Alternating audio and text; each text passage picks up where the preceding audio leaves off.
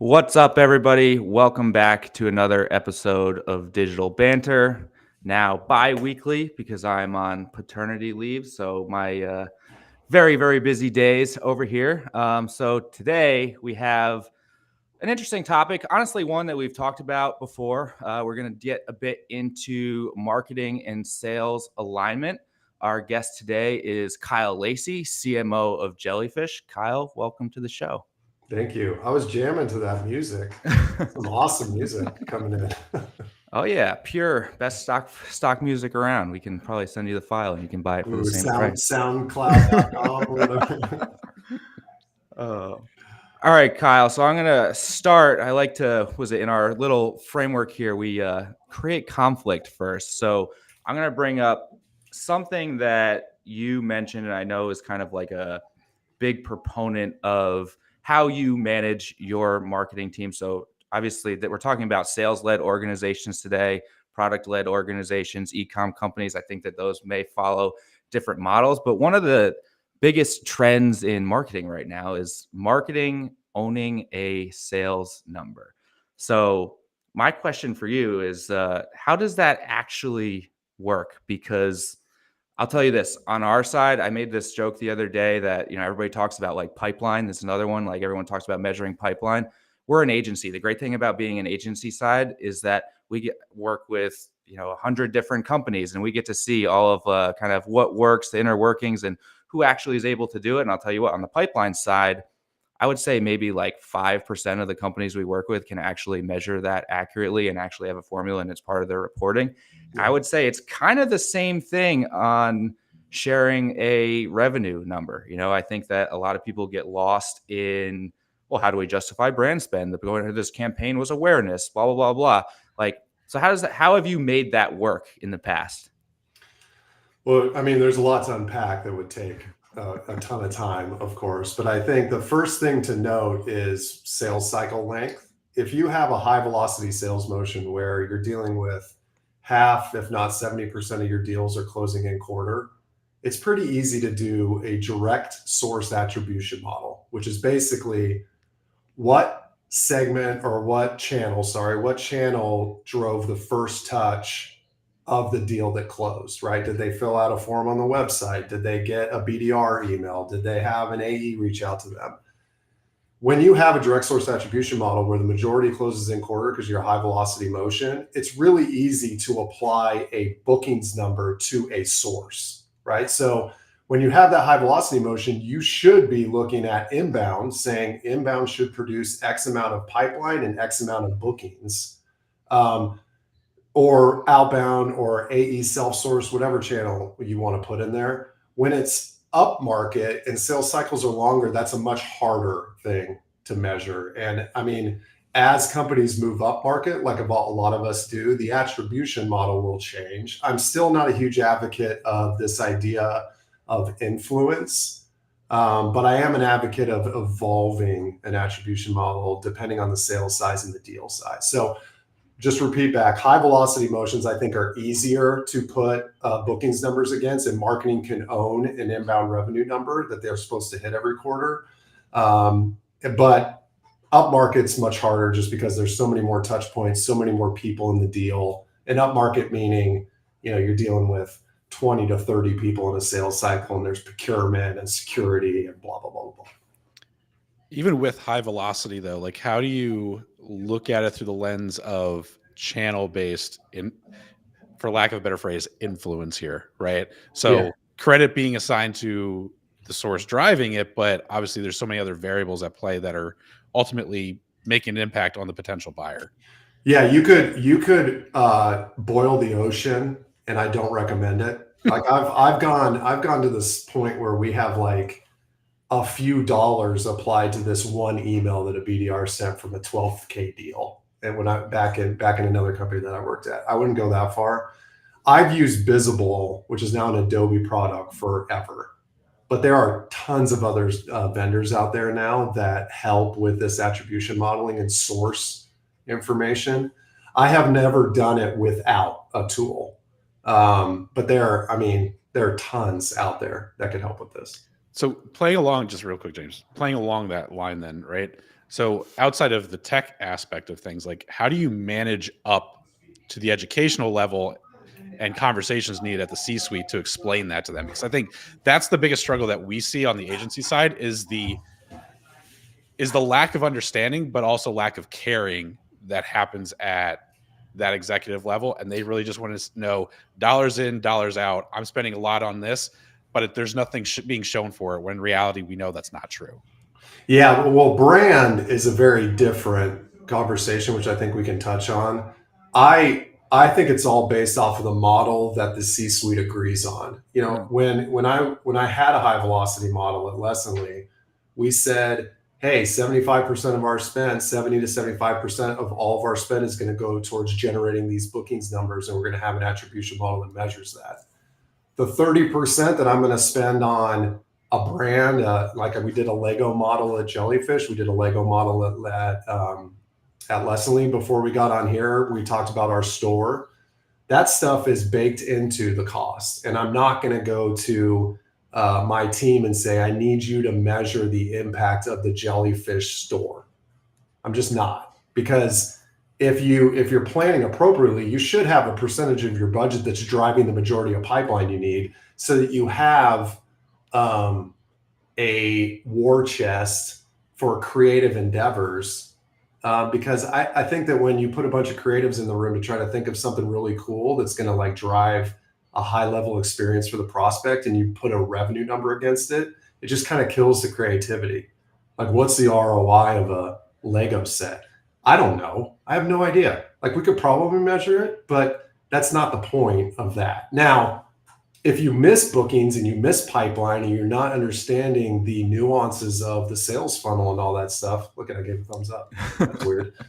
And you still go do the creative stuff, then you've got an issue, in my opinion, because bookings are what drive the budget and what drives the growth of the company.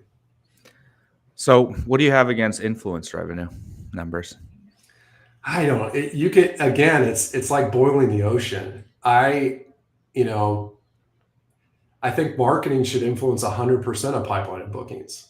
And fine, it's okay to measure that. And I've had this conversation a couple of weeks ago with Becky, our head of revenue marketing, who's one of the best I've ever worked with. And we're building a new model to help us understand all the touch points within the sales cycle, because our sales cycles are getting longer. And it's more to inform than it is to report on. Maybe that's the best way. Yeah. I think it should inform what you do, but it shouldn't be an executive level metric to the board where it's like, we influence X amount of pipeline. Like, yeah, I think it's the part that gets tough is when you're trying to like prove the value in certain channels. Like on our end, I love being able to see revenue, like influence revenue across the customer journey, because you can find common touch points, right? Like, you know that like paid search is normally at the end. Our LinkedIn ads are doing well as a first touch. And there's these three things that happen in the middle, because then you can essentially optimize your system and find the things in there that you spend a lot of money on. I don't know, say you spend a lot of money on G2 and you see that G2 influence like one deal, like that's where you can start to pull that budget from. But it almost seems like when the top down is asking like, hey, like, what do we need to pull? You kind of like need to be able to tell that story. Like, to me, you can't look at like first touch and you can't look at last touch, because again, it does depend on like the sales length, but like there's stuff that happens in the middle and it's more about the commonalities than the first thing that happened and the last thing that happened. And it's expectation management too. And this is something I'm learning as I evolve as a leader, is that the communication of what's working and what's not is nuanced, and you have to set expectations appropriately with your CFO, with your CEO, with whoever's controlling the spend, with the board, so that they understand that you are focused on driving pipeline that's going to close, but you're also focused on creating the best experience possible for the employees, for the customers, and for the prospects. Like so that's why I agree that influence and having an attribution model that measures all touch points to understand what drove X, whatever that X is important, but not walking into a room saying marketing did a good job because we influenced X amount of pipeline. Like, it just doesn't say anything. Yeah. There's no narrative there. Yeah, it also feels like you're just justifying your existence there rather than trying to tell the narrative that especially matters. Especially if you miss bookings and your reps aren't hitting quota and you're coming in here like, hey, we influence 100 million in pipe. Like, who cares? It didn't convert. All right, so let's dive into the we'll call it like the alignment between marketing and sales, because you said that essentially marketing needs to own a revenue number. I guess we got a couple questions here, and you can take it wherever you want. Is that the same revenue number as sales? Is that like a shared number? Is it a marketing needs to influence an X percent? Like, how do you set those targets and have them different than what sales has? Because from what I've seen, like on the sales side, you have inbound and outbound. Like sales has goals beyond what marketing is delivered to push inbound. So how do you create alignment there? And then I guess on the other side for sales, like how do you help them prioritize? Because I think that's another big part about being aligned.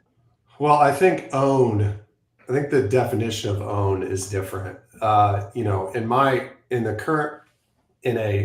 a longer sales cycle, marketing should be the steward of the pipeline number and should be able to understand what's working and what's not at top of funnel.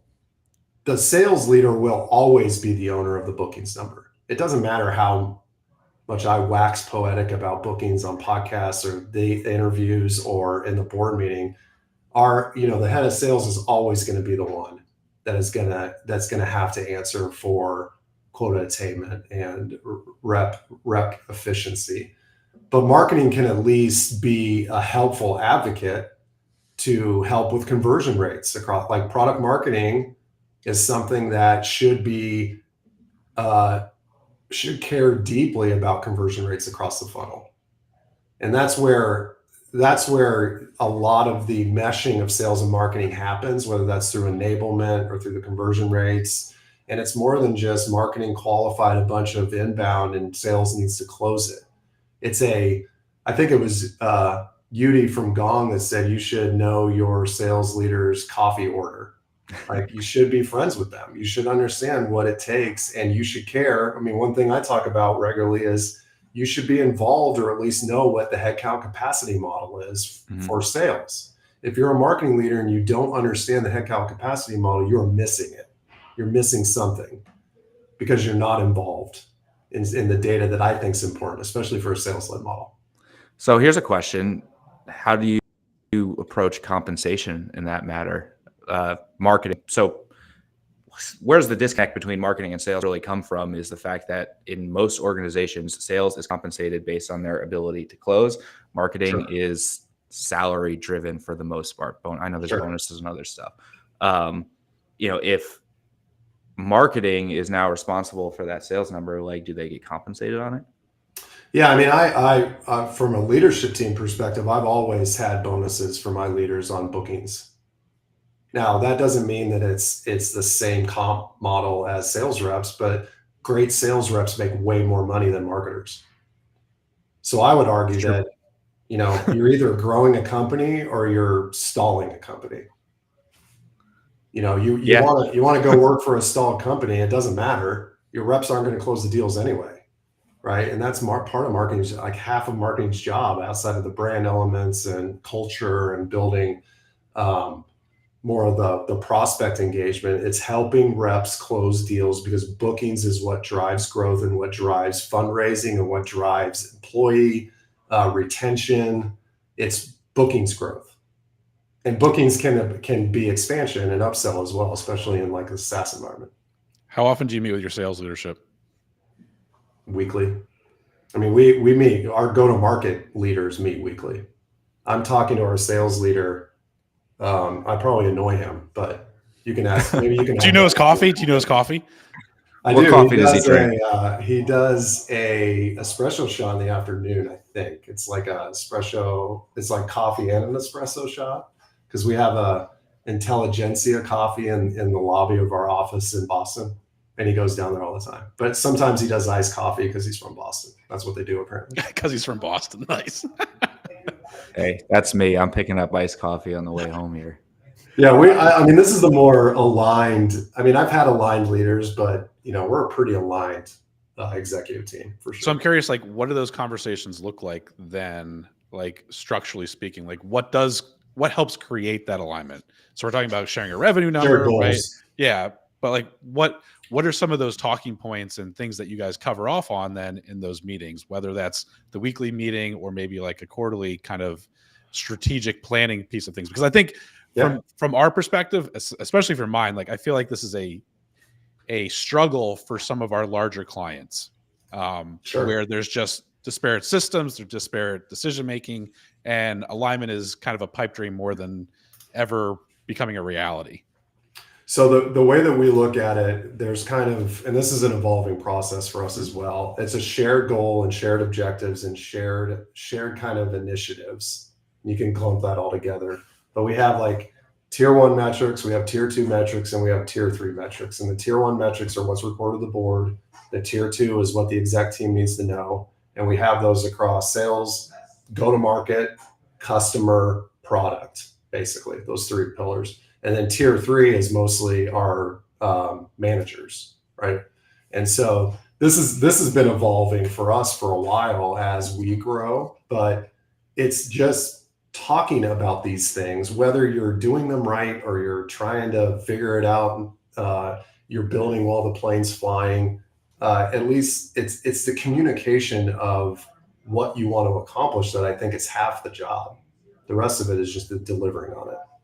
Yeah, I think that, and that's like it's another one of those things, like everybody kind of talks about, oh, well, marketing needs to know sales, sales needs to know marketing, like you guys need to meet with each other. And it's like, I guess the question always becomes like, okay, well, about what, right? Because it's like shared goals, reviewing numbers, all of that stuff is great. But it's like, some of the things that we do as an agency, like listening to sales calls, like how do you set up an organization so that type of information is transferred between, really it's kind of like a manager level thing. Yeah, we do weekly gong calls as a marketing team. Our head of enablement will do a review of a gong call, which we will do in our weekly team meeting.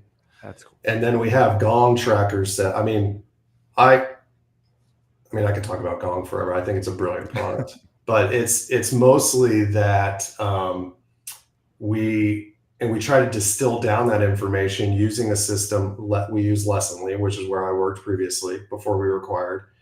And we kind of try to distill that information down and share it out as much as possible. But I would say that if, the capacity modeling, and you have to also have a shared respect for each other across the leadership team. And I think that only happens by being collaborative. And if you're running into silos and you don't understand where to start, I advocate just asking, because the sales leader might not know either. But what does the sales leader care about? There's 2 things: retention of AEs, account executives, right? And those account executives reaching 90 to 100% of quota attainment. There's tons of other stuff, but ultimately that's the goal. And so if you're helping drive that and you can show that through data, great, then you're halfway there. Is that data then shared? Like, so listening to gong calls is a great example here, right?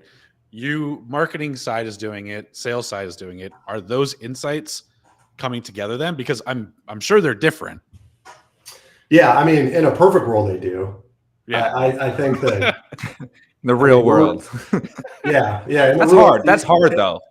Yeah, and the insights shared are more competitive, and if we're focused on, so here's a great example. We're focused on a certain conversion rate in a stage of our funnel. You best bet that we're listening to gong calls at that stage, to make sure that we understand where there's hiccups and the competitive information and all that stuff. Do we update everybody all the time? No, but alignment happens when you own a number together. And the number is pipeline coverage by segment and by AE. And it's also bookings with quota attainment.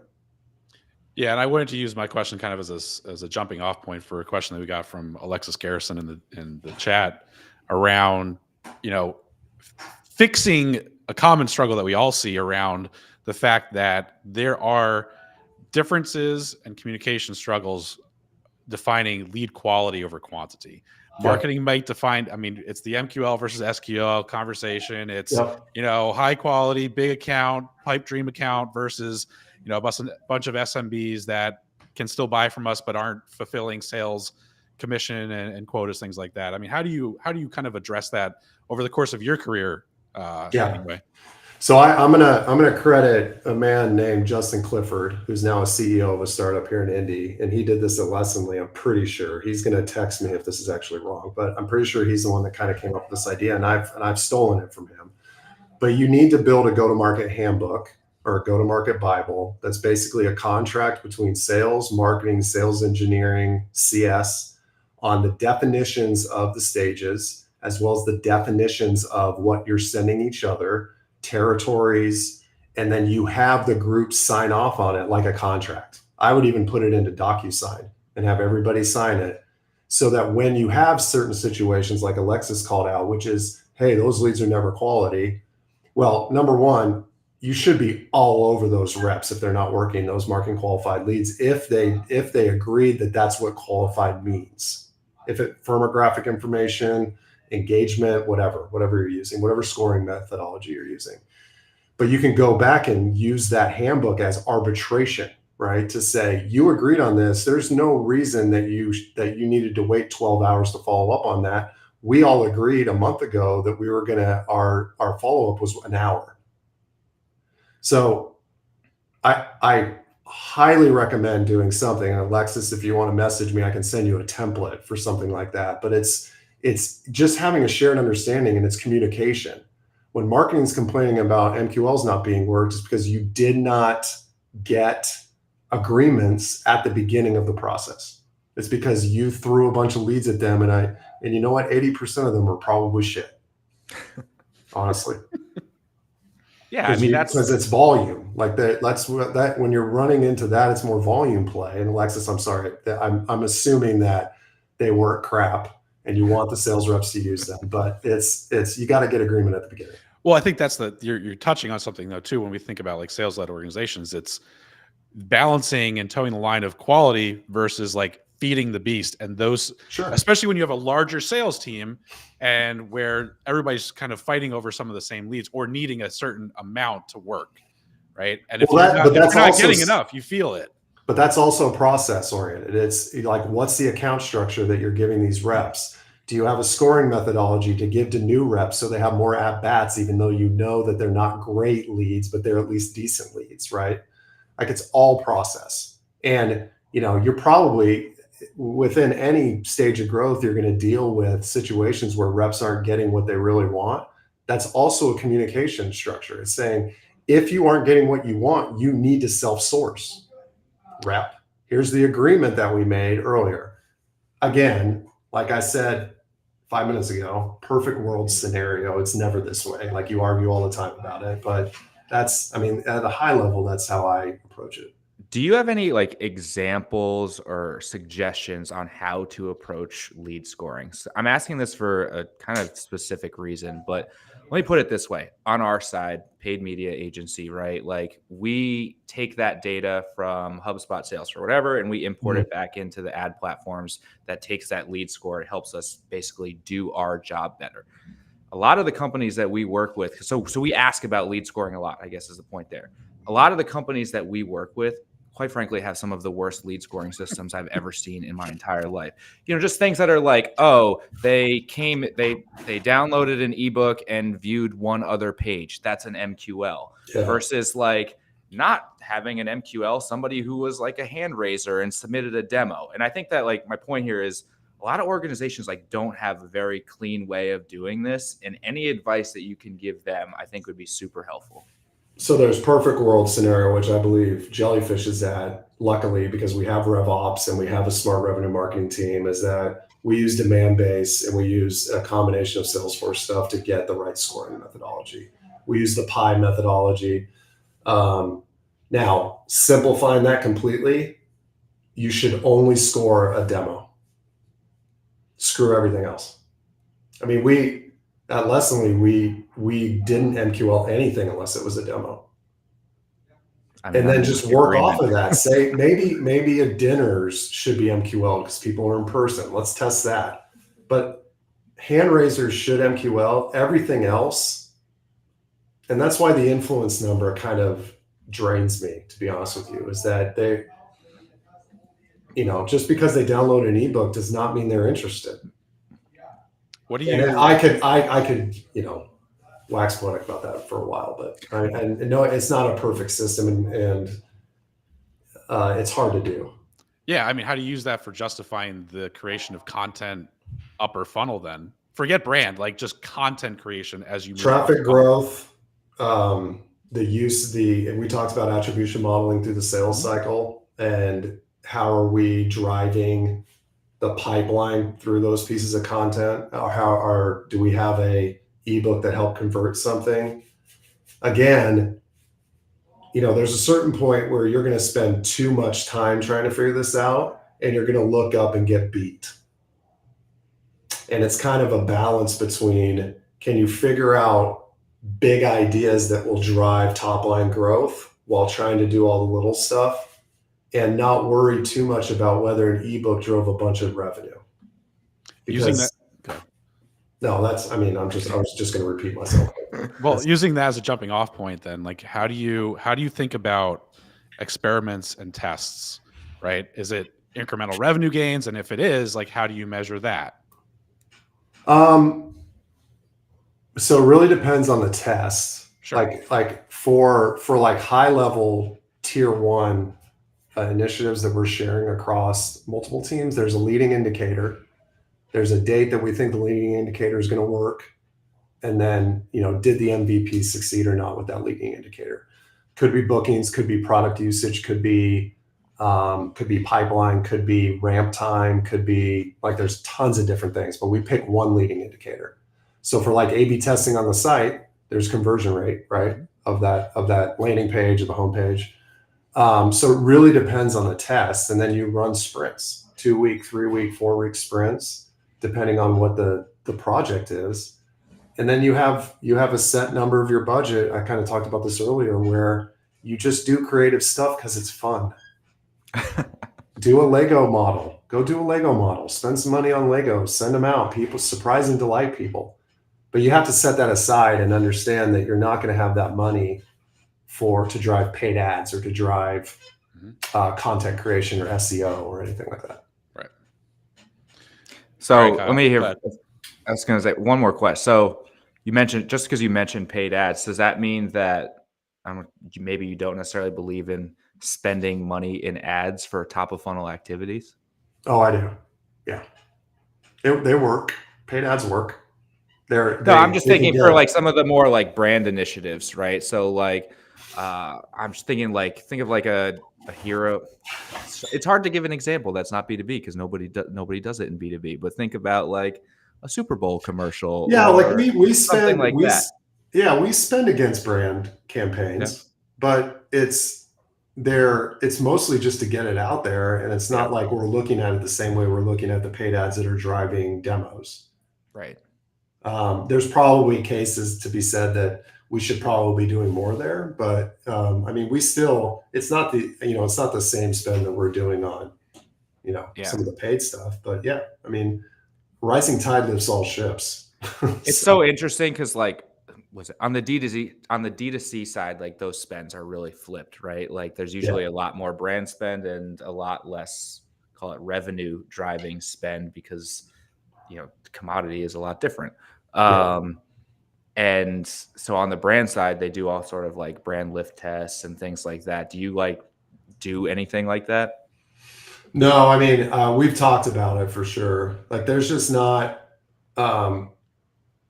depending on the growth of the company, it's just depending on where you want to spend time and energy. Yeah. Like if you're making big bets and you're being creative and you're creating great content, it's going to lift your bookings number. Right. Now, I guarantee you there's marketers out there that have tied it to the very dollar amount, and I celebrate them for that. It's just not how I approach it. To me, it's like influence revenue, and how you describe that. It's like, it's cool, it's great. You can kind of gauge whether or not it's working, but when you report up it seems to not matter. Yeah, but again, you got to hit pipeline and bookings. You got to help, and then once you figure that out, then start with the creative stuff. But it's a balance, and in high growth software, all this stuff ebbs and flows so often that you've got to throw in creative projects, and you've got to have fun in the process, and you can't just be, hey, what was the ROI on that project? Because then you're not delighting people, in my opinion.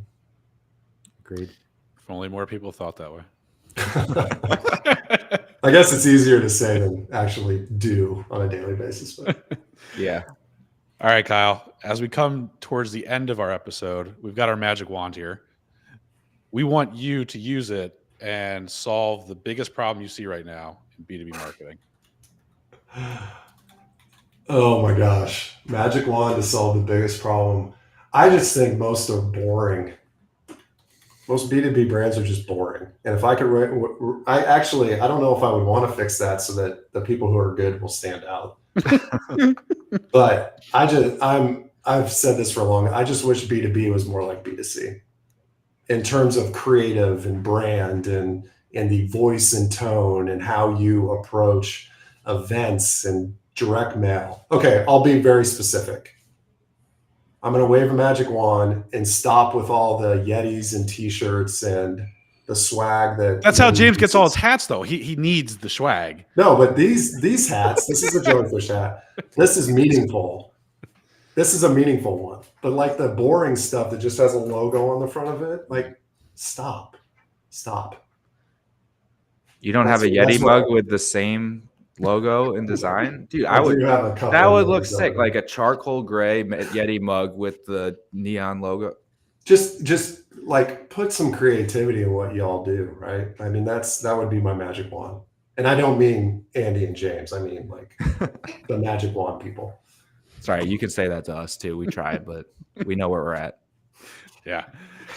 All right, Kyle. Well, thank you so much for joining us today. How can people connect with you and kind of learn more about Jellyfish? LinkedIn. LinkedIn's the best place. All right, man. Well, again, thank you again for joining us. Subscribe, check out more episodes of Digital Banter. Until next time, we'll catch you guys later.